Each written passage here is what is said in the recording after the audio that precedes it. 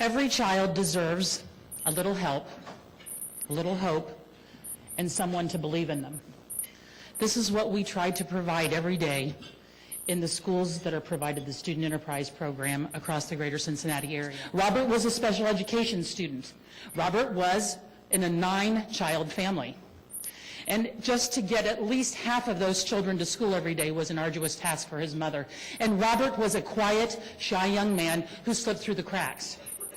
He did not cause any waves. He sat very quietly in the back room, of the room, and he felt an obligation to at least participate, but he was basically clueless about what was going on.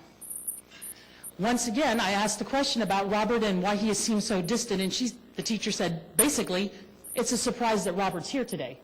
Robert misses an average of 1 to 2 days per week in the classroom.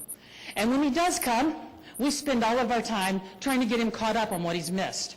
Well, Robert fell in love with the school cash concept because he could earn cash for not just getting to school, but getting to school on time. And the teacher realized in about a month that Robert was the first one standing in line. He was the first person waiting to get that school cash. And I likewise asked Robert, hey, Robert, you want to help me with it in the school store? Robert became my go-to guy for organization. He loved getting all the pencils together in a nice little organized pattern. And the students would ask him, is there a blue one? I'd rather have a blue than a green. And once again, Robert started looking a lot different than he did when we walked into the room. By the end of 3rd quarter, Robert was no longer special education. Robert was on honor roll. Because you see, Robert was never special education. It's just that he didn't come to school enough for people to really know what he knew.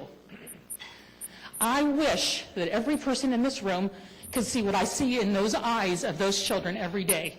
When you own it, it is yours.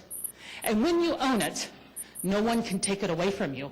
Not your dignity, not your pride, and not who you are in this world. A little help, a little hope, and someone to believe in them.